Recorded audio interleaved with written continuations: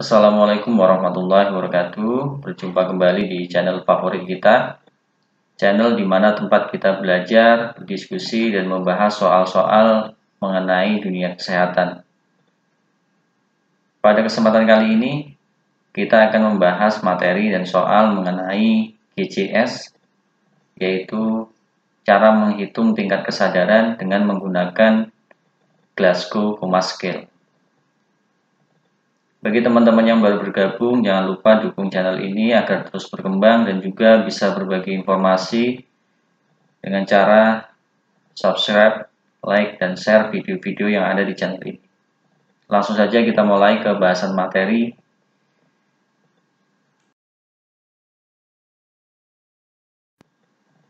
Apa itu GCS? Saya yakin teman-teman sudah sangat paham dan masih mengingat tentang apa itu GCS. Namun kita review kembali. GCS adalah skala yang digunakan untuk mengukur tingkat kesadaran pasien dengan cara menilai respon pasien terhadap rangsangan yang diberikan kepadanya oleh pemeriksa. Pada pemeriksaan GCS, respon pasien yang dilakukan pengkajian ada 3 hal, yaitu reaksi membuka mata, reaksi verbal, dan juga gerakan motorik.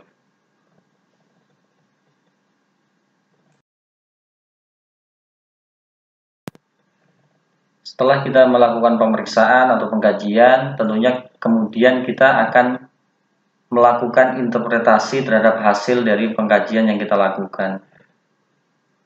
Pada pemeriksaan GCS, maka didapatlah hasil dari penjumlahan dari ketiga item, yaitu buka mata, respon verbal, dan juga respon motorik. Kita jumlahkan, kemudian didapatlah nilai GCS.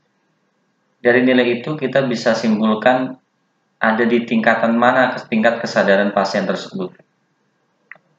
Nilai GCS antara 14-15 itu termasuk kompos mentis atau sadar penuh.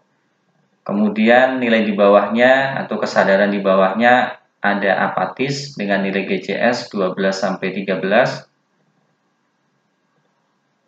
Nilai GCS 10-11 itu delirium. Kemudian tingkat kesadaran di bawahnya ada somnolen dengan nilai GCS 7-9.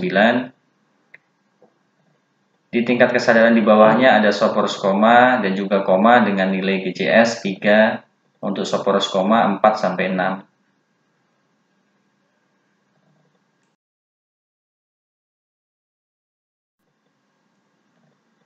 Nah, di sini kita bisa lihat ciri dari setiap tingkatan kesadaran yang kita dapat dari pemeriksaan terhadap pasien.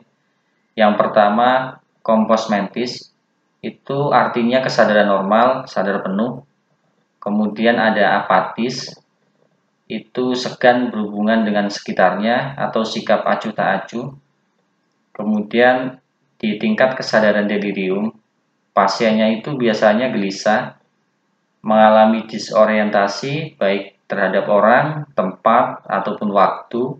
Pasiennya memberontak, berteriak-teriak, berhalusinasi. Kemudian pada tingkatan kesadaran somnolen, respon psikomotor lambat, mudah tertidur, kesadaran dapat pulih bila dirangsang tetapi mudah jatuh tertidur kembali. Kemudian pada skopor, seperti tertidur lelap tetapi ada respon terhadap nyeri. Di tingkatan kesadaran paling bawah ada koma, tidak bisa dibangunkan, tidak ada respon terhadap rangsangan apapun, mungkin tidak ada respon pupil terhadap cahaya. Jadi pada kondisi koma itu nilai GCS-nya 3, dan pada kondisi kompos mentis maksimal itu sekitar 14-15. Teman-teman juga harus memahami dan mengerti setiap tingkatan kesadaran, baik yang berupa angka ataupun yang berupa klinis pasien.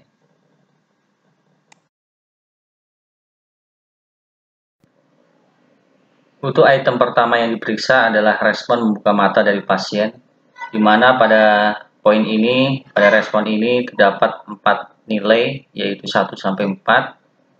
Nilai 1 berarti pasien tidak ada respon meskipun sudah dirangsang. Nilai 2 itu ketika pasien diberi rangsang nyeri kemudian membuka mata. Pada nilai 3, pasien membuka mata dengan rangsangan suara, misalkan dengan dipanggil. Pada nilai 4, pasien membuka mata dengan spontan walaupun tidak diberikan rangsang apapun.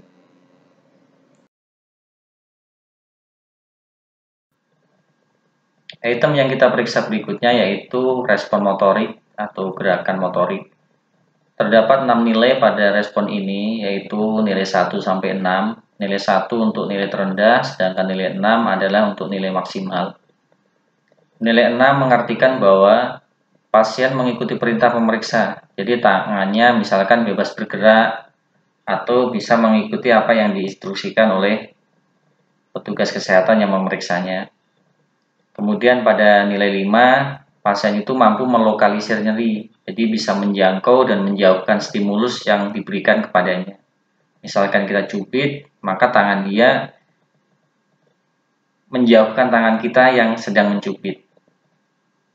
Kemudian pada nilai 4 itu disebut withdraw, yaitu menghindar. Jadi ketika kita berikan rangsangan, misalkan kita berikan rangsang nyeri, contohnya kita cubit, maka dia menarik tangannya untuk menghindarkan dia dari cubitan kita.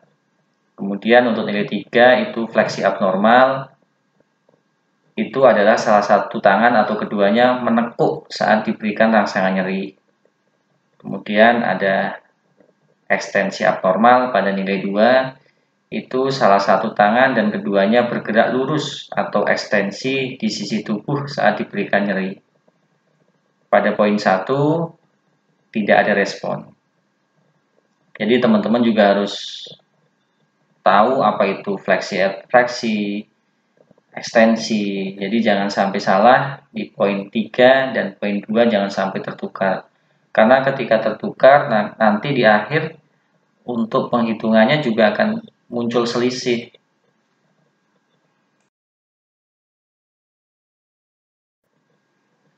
Untuk poin berikutnya yang terakhir adalah respon verbal. Di respon verbal terdapat 5 nilai, yaitu 1 sampai 5.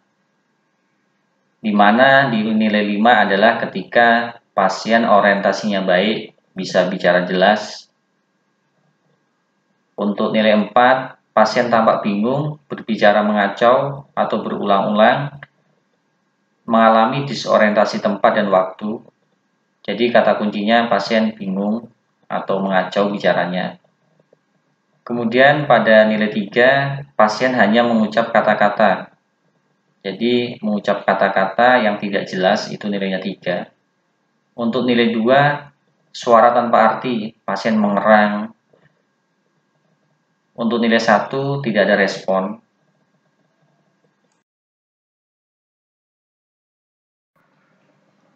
Setelah mempelajari materinya, mari kita coba pada soal. Seorang anak laki-laki usia 17 tahun datang di IGD rumah sakit diantar oleh polisi setelah mengalami kecelakaan lalu lintas.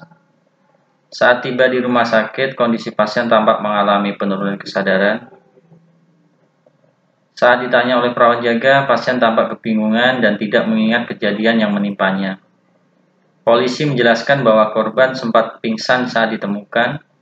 Saat ini pasien berespon membuka mata dengan sendirinya. Pasien tampak menarik tangannya kembali saat diberi rangsangan nyeri pada jari. Berapa nilai GCS pasien tersebut? Silakan teman-teman hitung sebelum kita lihat pada pembahasannya.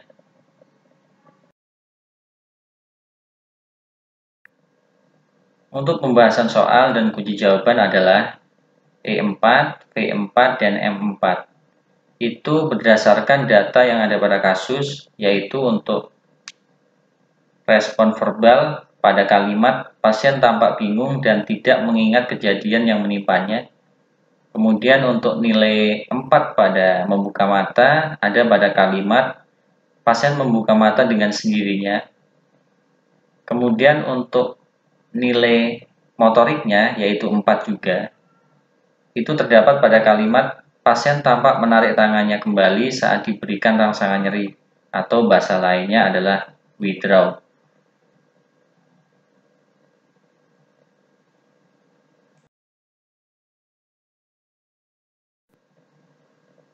Terima kasih, jangan lupa dukung channel ini dengan cara like, share, dan subscribe. Semoga bermanfaat.